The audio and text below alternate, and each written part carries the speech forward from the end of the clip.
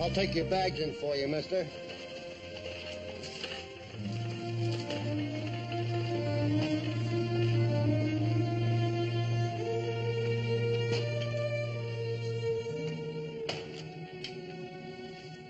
The name is Kyle.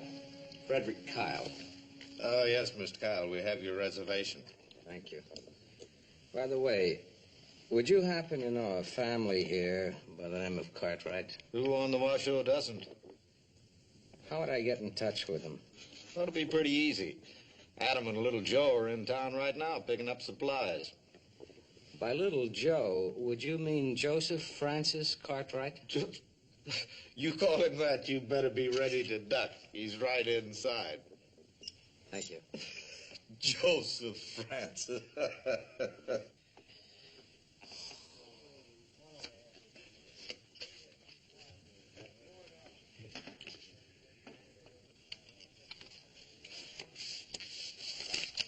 See you 5 and raise you 5.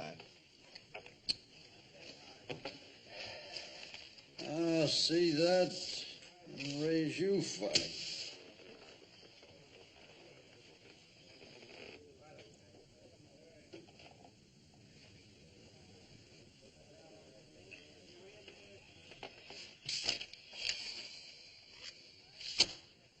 Tens over 5s.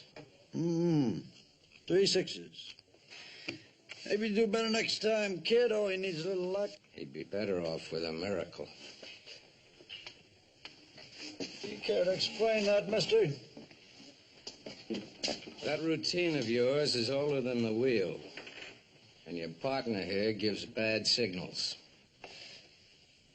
It's all right, simmer down, young fella. It's a good thing to learn. You learned it cheap. Give him his money. I can fight my own battles. There's not going to be any battles. That's right. Give him his money. You think carrying one wing's gonna keep me from mopping the floor with you? Pick any reason you like.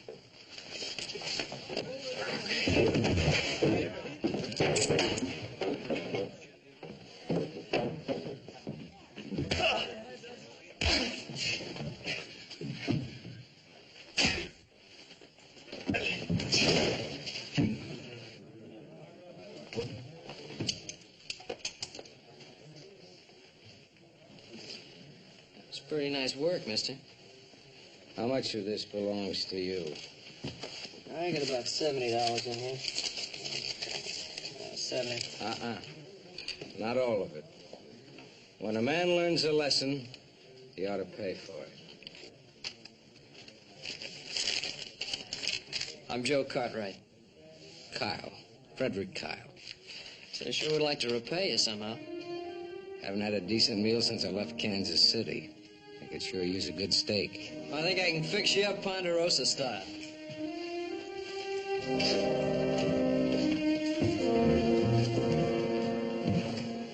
Put that thing away. What do you want to do? Shoot the man that's going to give us a money tree? What? I've seen that one before, back in Kansas. Can't be two men like him.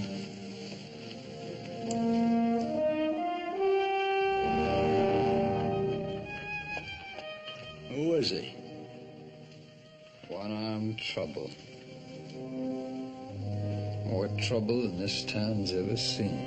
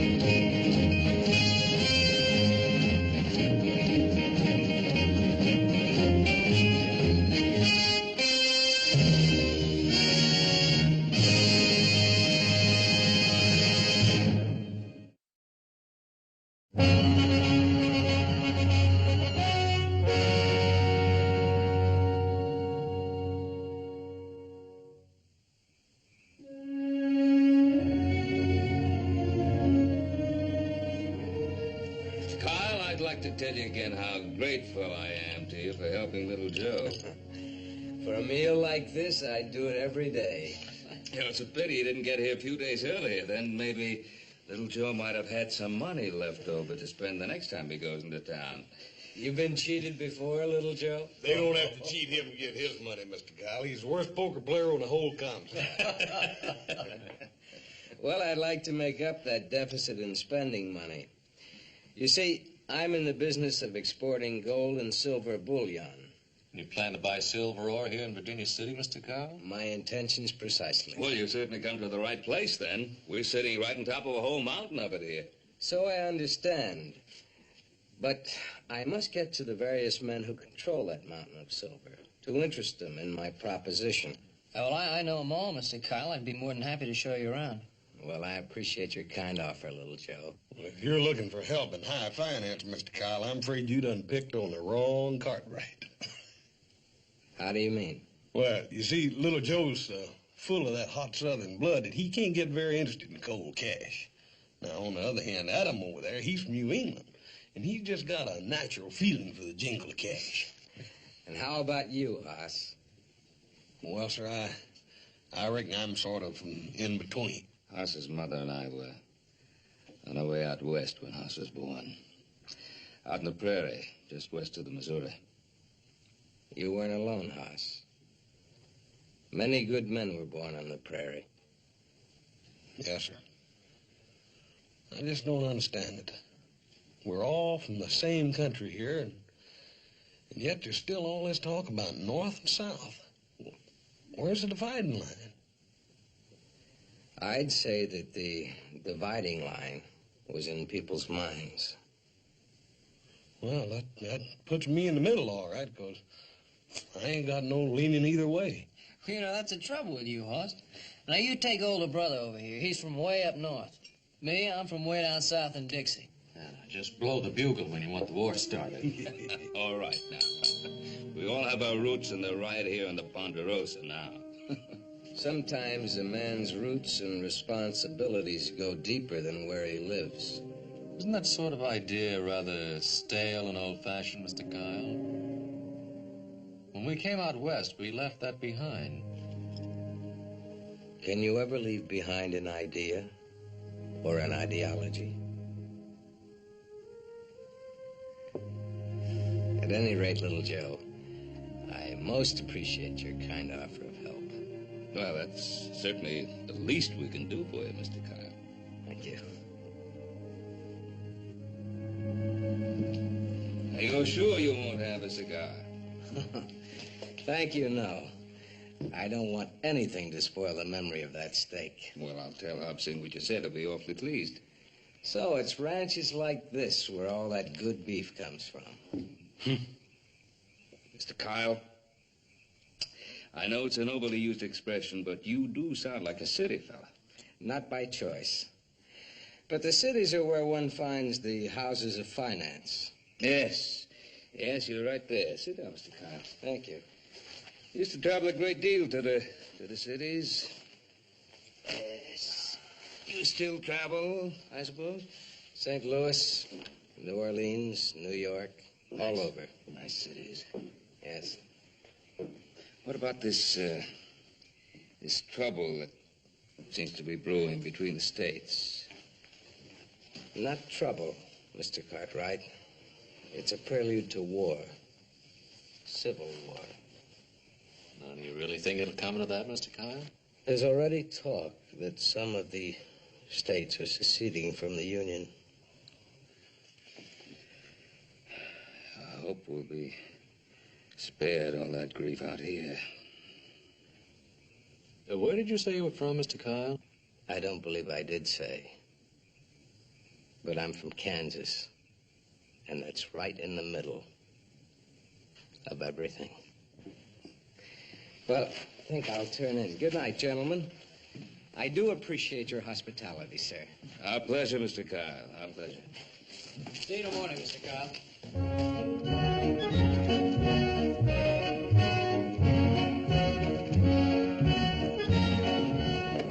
Hey, We've got express riders coming in like a scalded cat.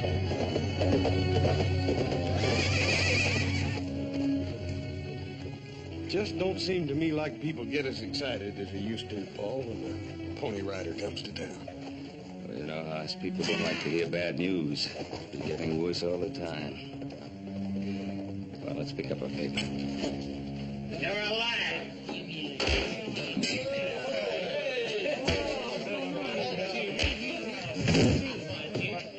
Hey, come on, Paulie. Wait. I'll kill that dirty Yankee. I'll kill him dead. Yeah, hold on. What's going on here? I'll tell you what's going on. This dirty Reb said the North's not even fit to be in the same union. Wait a minute. It's Virginia City.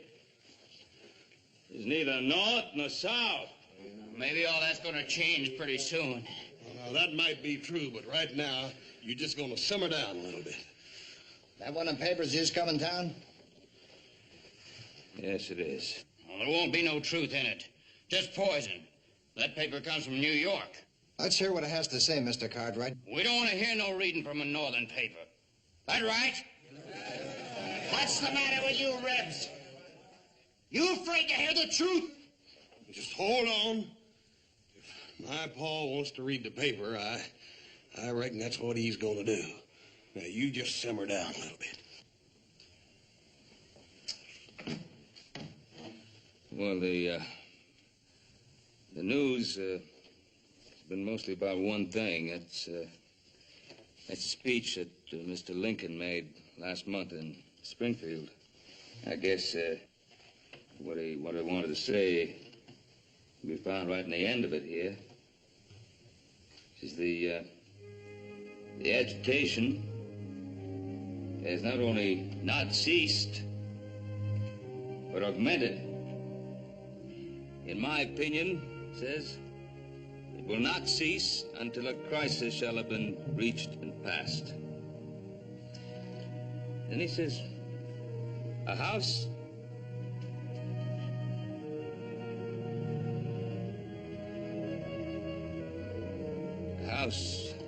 divided against itself cannot stand.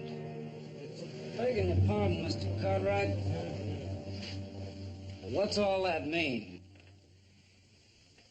Well, Mr. Lincoln saying that people come together because of the things they have in common, like, like friendship and love. And I guess it means that when they get so blinded by their personal beliefs that hate creeps in, well, then violence can't be too far behind. Oh, that's nothing but northern lies. They ain't lies neither.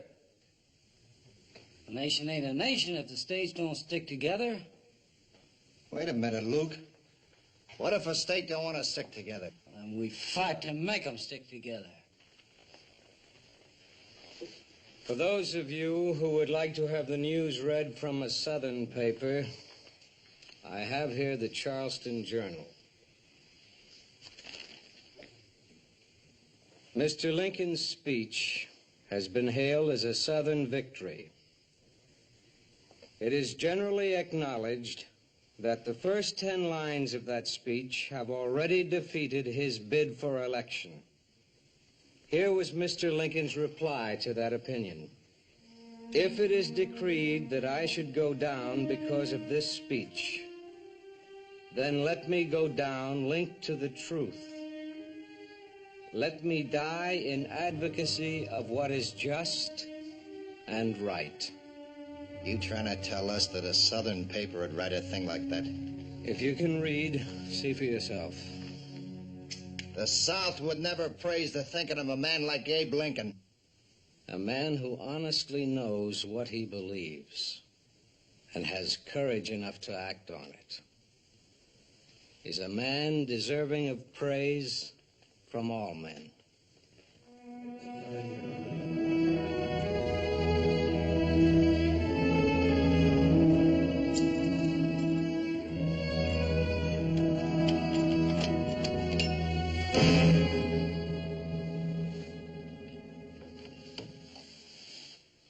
Now, we could have cut your heart right out, Mr. Cobb. We wouldn't want to do that. We just wanted to show you how handy we'd be to have around. What do you want? Well, our meeting before was a little informal. We thought we'd like to make it more proper. My name's Regis, and this here's Gorman. What do you want? Well, I guess you could say we came around to enlist. Enlist? What are you talking about? Why, the cause. What else? I remember you from Kansas, Mr. Kyle. Frederick Kyle, leader of the Free State movement in the South. Oh, making stirring speeches, all of them down the state. Swearing to die for the cause if you had to. Oh, you were mighty persuasive, Mr. Kyle. So much so that I've been thinking about you ever since. So you can see how pleased I was to see you'd landed right here in Virginia City. Come in.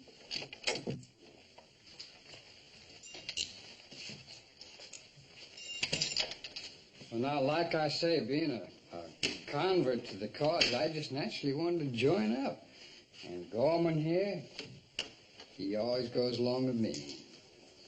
Goes along with you in what?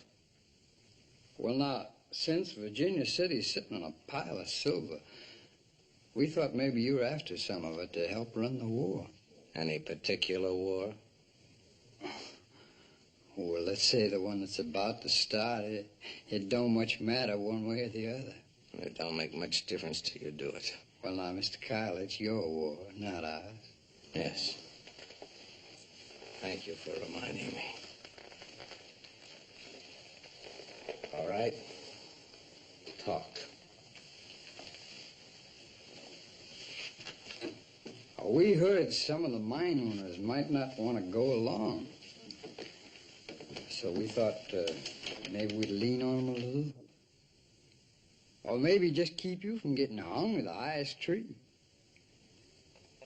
Now, we could be your own private little army, Mr. Cow, for just, say, $5,000. Well, what do you say, Mr. Cow? For the good of the cause? Talk to me about the cause. You dirty it every time the words come out of your mouth. You laugh again and I'll kill you. Gorman! You hold it, you hear? Now, look, Mr. Carr, we didn't come here to fight. We just want to talk business. That's better. We talk business, not causes. Now we understand each other. Yes, sir. Yes, sir, we understand. Get out. When I need you, I'll send for you. And you can count on us, Mr. Carr.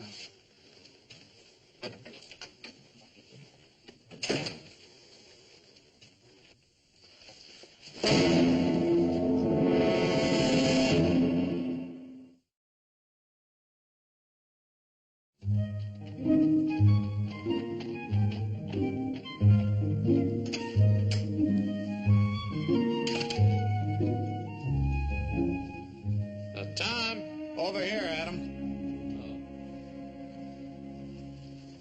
Listen, Tom, have you seen little Joe around anywhere?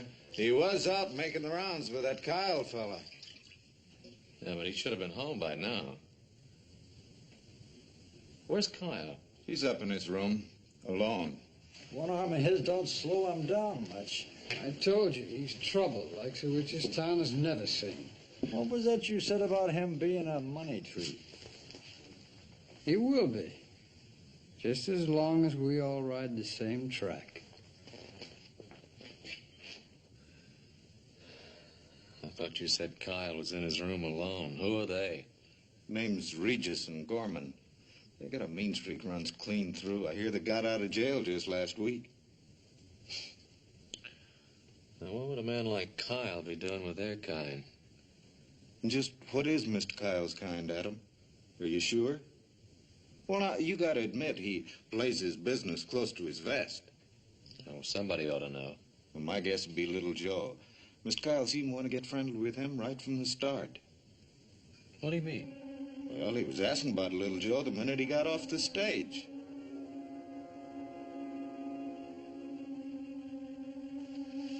Thanks, Tom.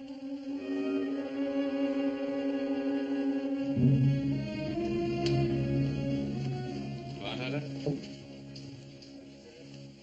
Gentlemen, there's drinks on me. Well, thank you, neighbor. I'm Adam Cartwright. Cartwright? Well, ain't we stepping high in the wheat? My name's Regis. This is Gorman. What about your other friend? What friends you talking about? Oh, the man with the money tree, Mr. Frederick Kyle. You know about Kyle? Easy, Joe. Here's a toast. What does he want with my brother? Like I said, here's a toast to small dogs and little old ladies. Well, I don't know about Mr. Kyle, but I know about you. Both of you. And what I know, I don't like. Well, we don't much care whether you like us or not, Mr. Cartwright. You just stay out of our way. Your way or Mr. Kyle's way? Well, let's say him and us are on the same side now. Come on now, you'd be on any side that paid your price. You want to make us a better offer? No. No, I just want to be on the opposite side.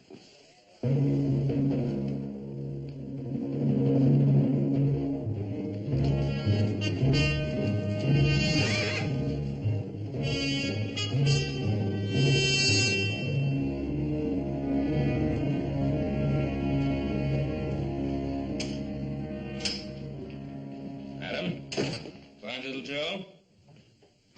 No. Good boy. He knows we've got that brandy to do in the crest section. Well, he should be riding in pretty soon, I guess. He was with Kyle again today. Well, I told him he could go.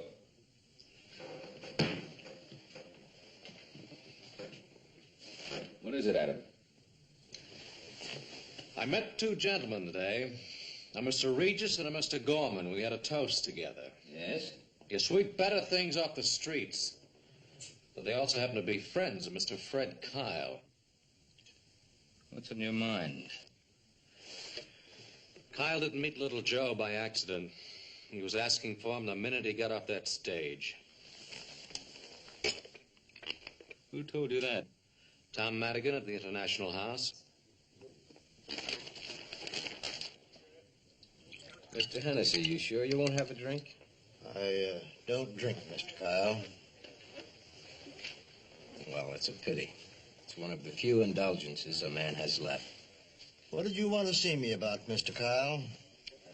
Well, I'm prepared to offer you a firm contract. I want to buy all the silver your mine produces. I already have a contract with my brokers in San Francisco. I know. But I'm willing to pay you a third more. I said I had a contract, Mr. Kyle. Say, Mr. Hennessy, aren't you passing up a pretty good deal? I think you'd best keep out of this, Little Joe. Well, Mr. Kyle's a friend of mine. You didn't even hear him out. Forget it, son. I don't want to forget it. What's the matter with the offer? The man who's making it. I've heard of you, Kyle. I understand you have pronounced Southern sympathies. Well, my sympathies lie entirely in the other direction. Good day, sir.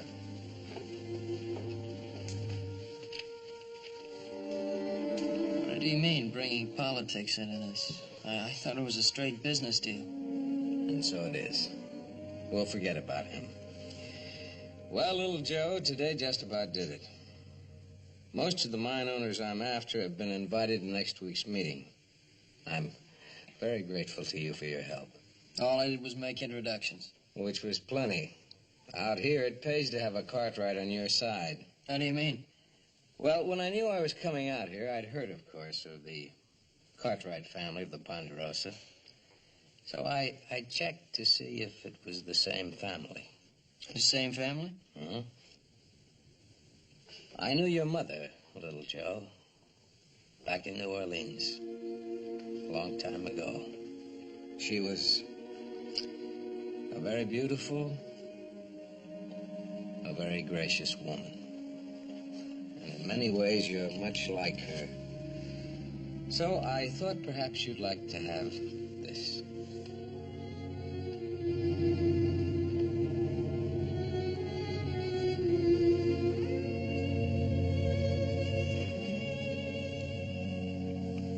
Where did you get it? Doesn't matter. I've had it many, many years. She was a very beautiful woman, your mother. She was.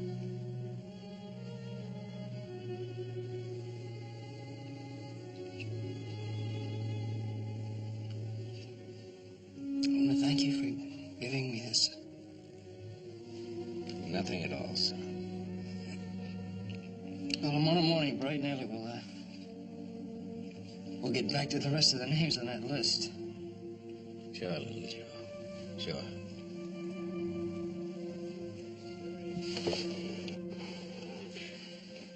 Thanks again. And don't worry any about Mr. Hennessy. I think he'll come around. I think he will. So long, Mr. Carr.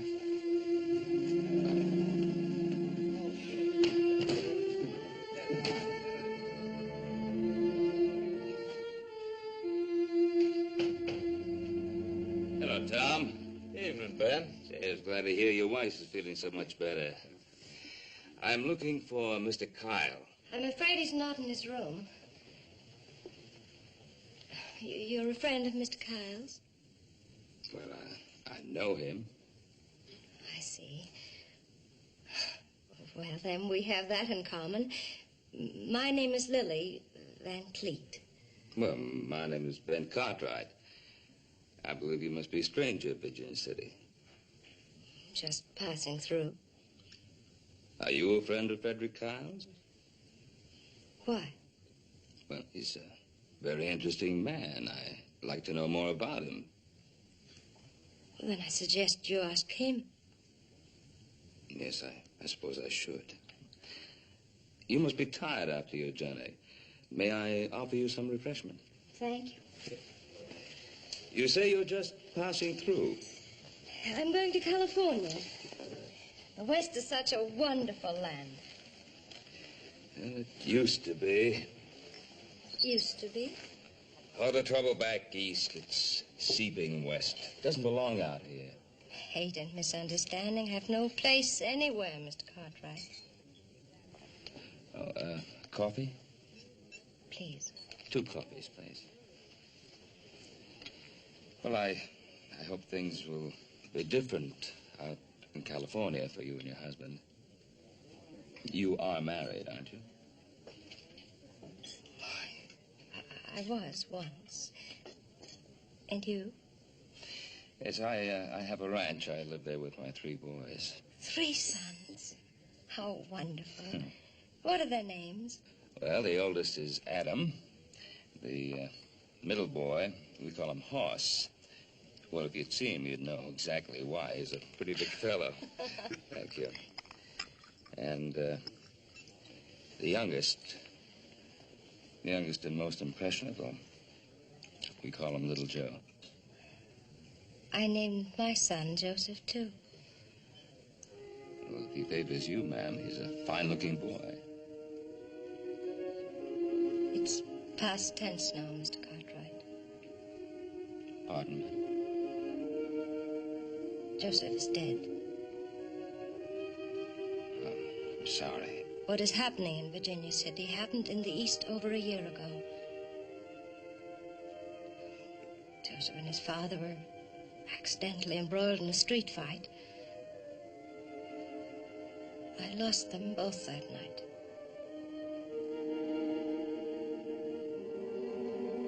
You are a very fortunate man, Mr. Cartwright. Be thankful for that.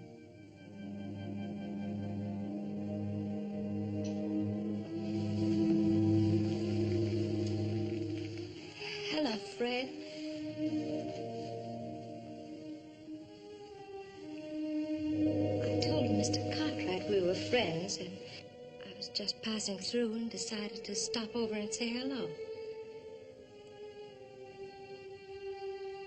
Mr. Cartwright? Mrs. Van Cleet?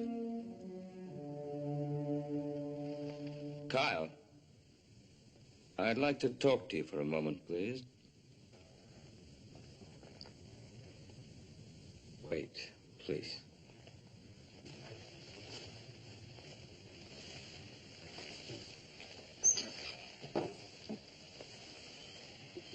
When you came into town, you were looking for my son, Joseph.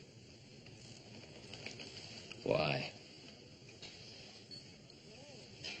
I had a photograph of his mother. I thought he'd like to have it. Where did you get it? I knew his mother. You don't believe me, Mr. Cartwright? She's gone now, so that doesn't matter anymore. But my sons do. Now, I don't know what your intentions are, Mr. Kyle, nor what you're seeking to achieve here in Virginia City. But don't try to see little Joe again.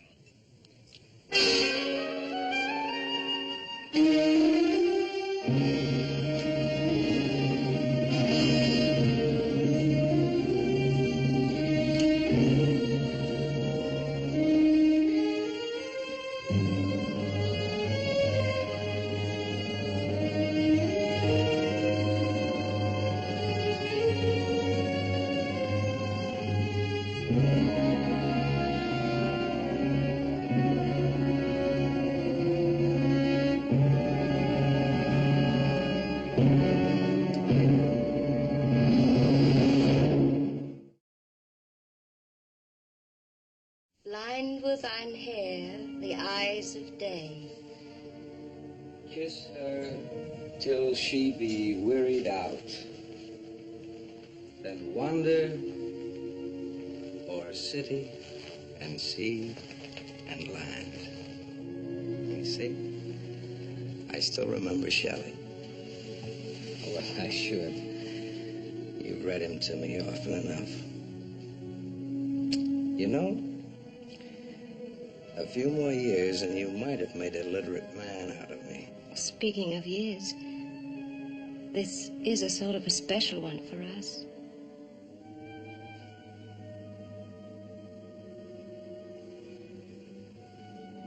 A man who can remember Shelley surely can remember his 20th wedding anniversary.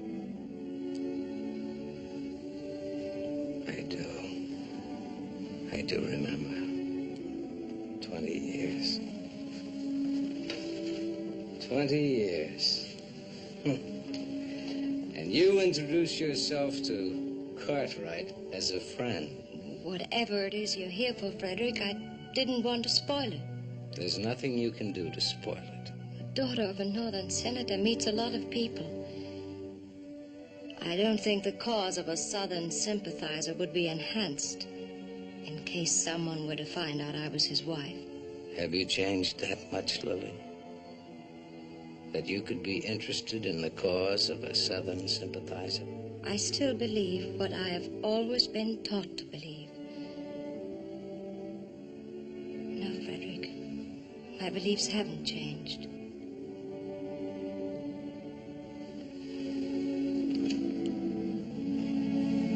Neither has my love for you. I was hoping that after whatever it is you must do here, we could go to California together. We could be happy there. It's a new land. I heard that the day I arrived in Virginia City. But now I mean to take it into the camp of the Confederacy. Fred, what fools we are. Our son loses his life, you lose an arm, then we lose each other. Why? Why? Our boy did not lose his life. They took it. He was murdered. Murdered by a group of those self-righteous northern hypocrites that your father so skillfully represents. There were secessionists in that group that night, too. We don't know which side it was that killed him. I guess we all had a part in killing him.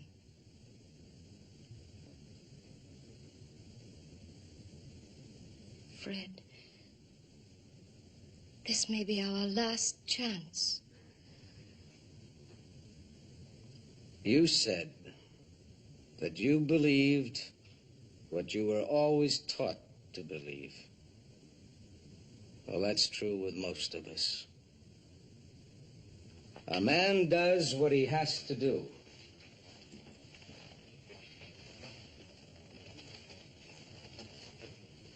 And you used to quote another part of Shelley. A glorious people vibrated again. The lightning of nations. The day that all this is over, I shall come to you.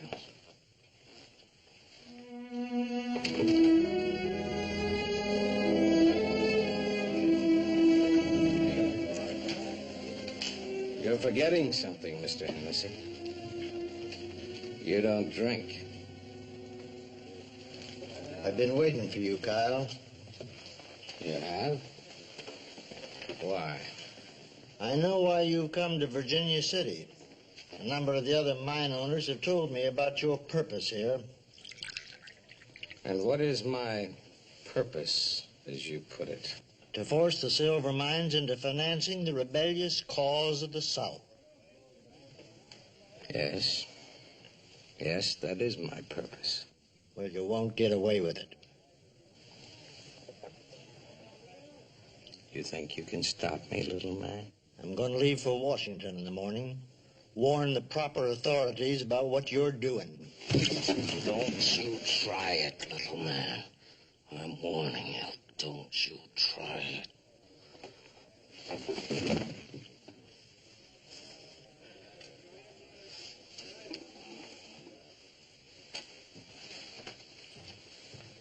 Regis.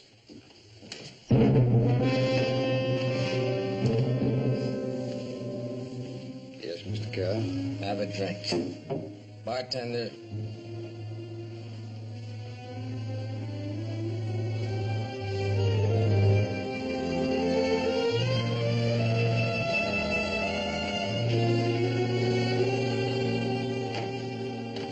Hey, Regis.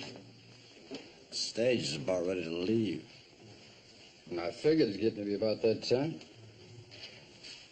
The fellow over there. One in the gray hat. About as Yankee as a man can get. Only good Yankees, dead Yankee.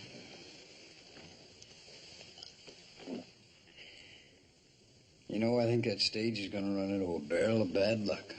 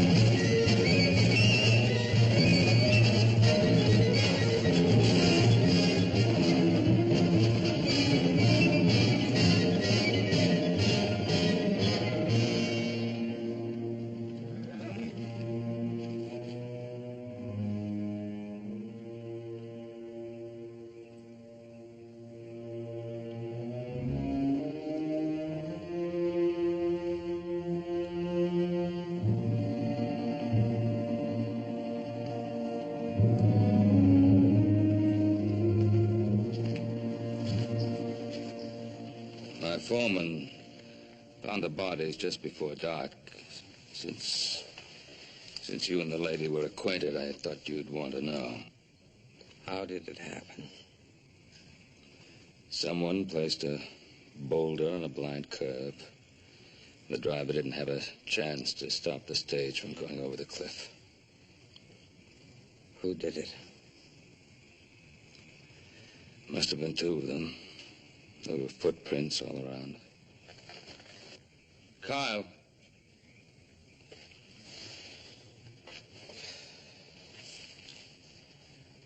Who was she? You must have known her pretty well.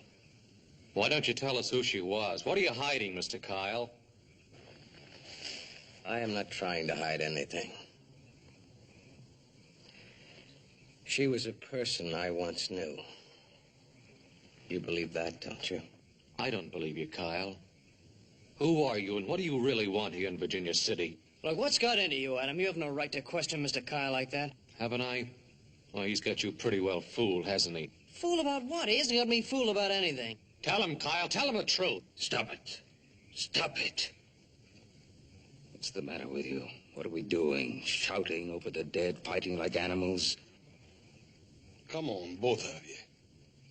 I'm sorry, Kyle. We shouldn't have behaved this way. I told you, Ben. She was a person I once knew.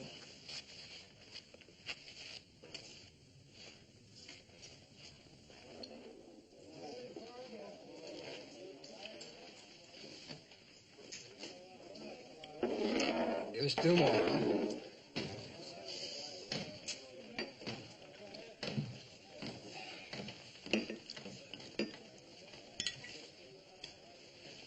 Well, evening, Mr. Kyle.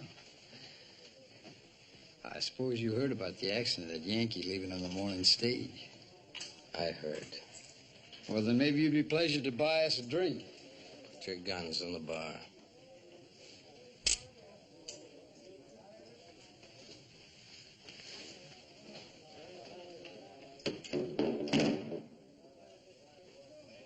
In the back room.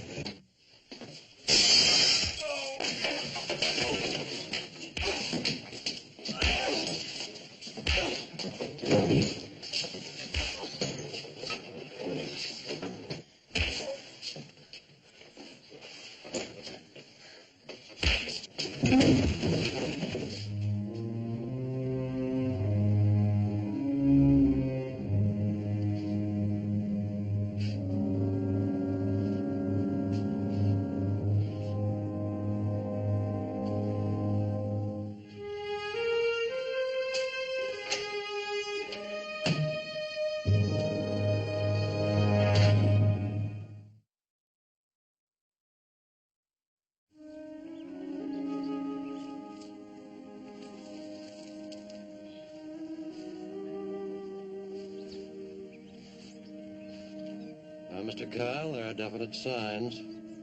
This was a planned crash, all right. But what made you think those men were the murderers? Well, Mr. Kyle? I think we can answer that, Sheriff. Carson and I just checked up on the road. That slide was done deliberate. We found a pick they used to pry the boulder off onto the road with. It's got Gorman's initials burned there in the handle. Well, that proves those two men are guilty. But Mr. Kyle never answered the question. How'd he know those men are guilty? Well, what difference does it make as long as they're the men that did it? But it does make a difference, doesn't it, Mr. Kyle? What were those men guilty of? Murder or just acting on your instructions? That's ridiculous. What reason would he have to do a thing like this? Well, maybe I can give you a clue. Which one did you want killed, Kyle? The man or the woman? Look at him. You've been riding Mr. Kyle ever since you met him. Stay out of it.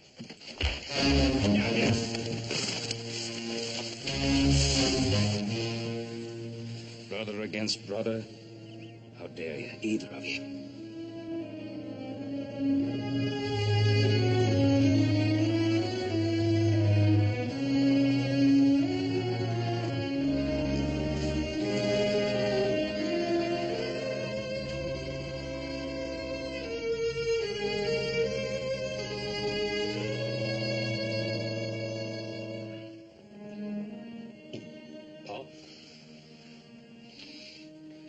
Paul. Little Joe came in about 20 minutes ago. The maverick finally got home, did he? Well, right now the three of you are going to have a talking to. Put an end to this nonsense once and for all. Little Joe? Little Joe, come in here. Paul, he came, but he didn't stay. What do you mean he didn't stay? Just came to pick up a few things, Pa. He's going to stay in town for a while. Why didn't you stop him? I planned to. Paul, Adam says he's going to go too. Adam! Adam, wait a minute.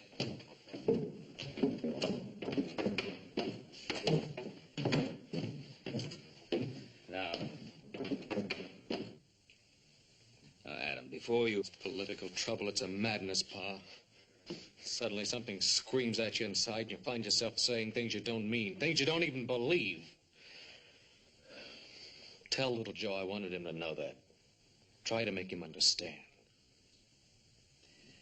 There's things that are packed here. What's this for? Where do you think you're going? New England ought to be mighty pretty this time of year. I think I'd like to see it again. Adam, you can't be serious. Use your head. Oh, Adam, come on. Hoss, things can't be the same between us anymore. What are you talking about? What can't be the same? Why can't they I be just the same? can't, Pa.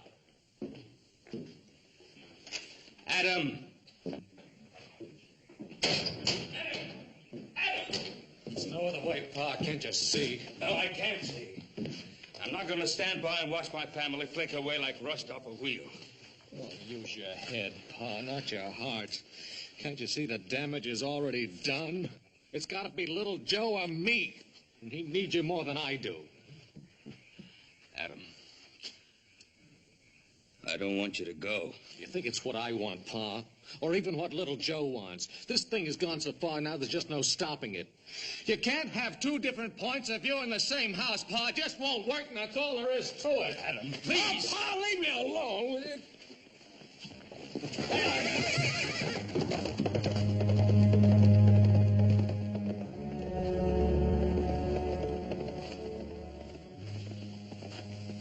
Paul, that newspaper you was reading the other day in the saloon about what Mr. Lincoln said about a house divided can't stand. I reckon he's talking about folks like us. No. Not us, Hoss. Not us.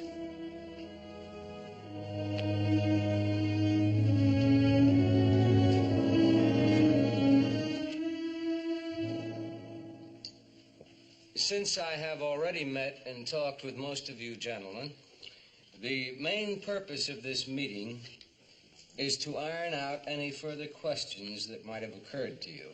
You've guaranteed to pay us well above the price we're getting in San Francisco for our silver ore. That's right. How do you expect to do this, sir? Those I represent need hard money, gold or silver. So to get it, they're willing to pay more in drafts of trade. Drafts of trade? For what, Mr. Carr? Easily marketable items, such as cotton, tobacco. Gentlemen, I'd like to talk to Mr. Carl in private. Will you excuse us? asked if you will excuse us. I have something important to discuss with Mr. Kyle. Not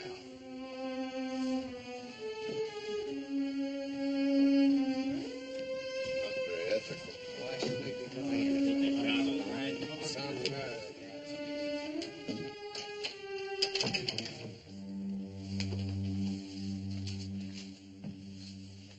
Suppose you'd like me to go too, huh, Pop? You're a man now. After you hear what I have to say, you can do as you wish.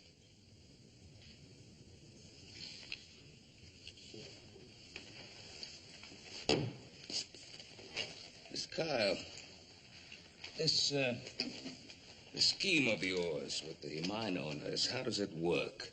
The silver bullion and the letters of trade which you give in return are channeled through some foreign country, and the bullion ends up creating a war chest for the Confederacy. Isn't that it? You're a very astute man, Mr. Cartwright. A very astute man. No, just a father. Something which probably isn't very important to you. Allow me to decide for myself what is important to me. You're a man of purpose, aren't you, Mr. Kyle? Everything for what you believe. Is that so bad? Or don't you believe in anything? I believe in my sons. Today I lost 2 of them. I should think you'd know better than anyone else alive how much that hurts. Me? Why me? That woman. That woman, Kyle, who was she? You leave her out of it. Can you? That night in my front yard when you were looking at what remained of her, I could feel the pain in the air. You loved her, didn't you? You loved her and you were willing to let her go without so much as a goodbye. I don't want to kill you, Cartwright, but I could change my mind. Who was she, Kyle? Every man has something he'll live for and die for. I want to find out what it is with you. How far will you go? How much are you willing to sacrifice, Kyle? Cartwright, I'm warning you. You let me alone. I talked to that woman. I saw the way she looked at you. I saw the way she held your arm as you walked up the hotel stairs. And then later I saw the way you were holding her cape. The cape that only a few hours before had warmed her flesh. Stop it, Ben! You hear me? Stop it! Was she nothing more than a party girl from Carson City?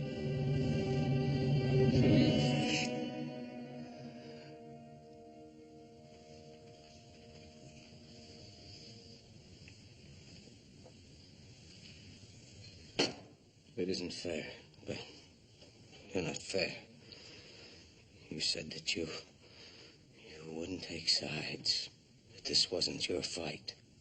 You made it my fight, Kyle. She was your wife, wasn't she?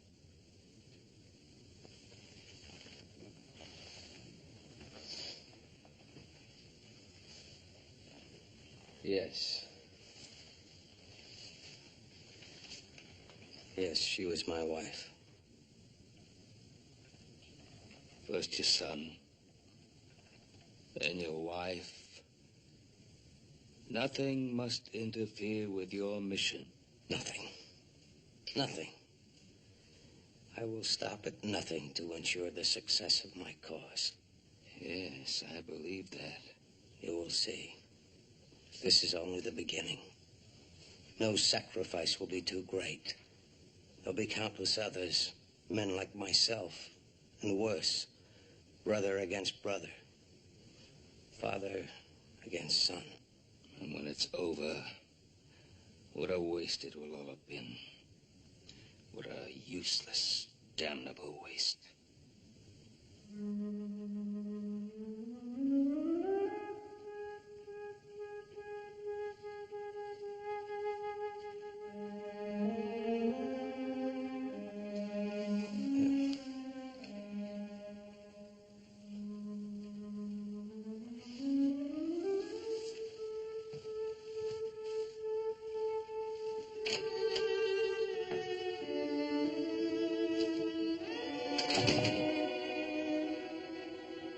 I'm sorry, Pa.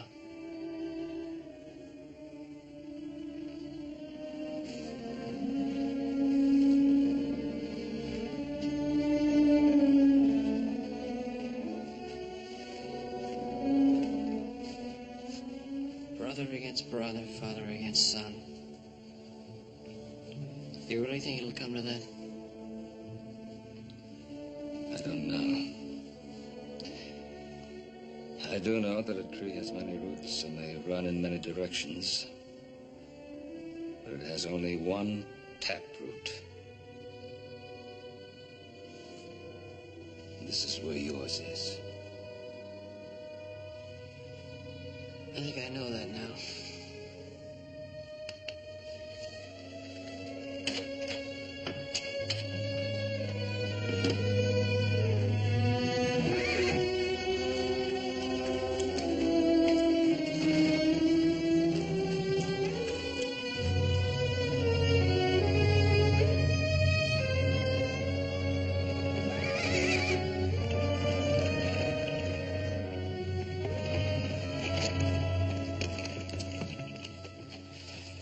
Should be a lot further along than this by now, Adam. Don't worry, I'll get there. Well, maybe you will, maybe you won't. First, I think we ought to get something settled. Now, just hear me out. Just sit and listen to me. Now, as long as I can remember, you always stayed up later than we did because you were older than we were. You always helped Pa settle the problems of the Ponderosa because you were grown up. Well, that just isn't going to sit with me anymore. Not if Hoss and I have to run the ranch by ourselves. That lake sure gets under your skin, don't it?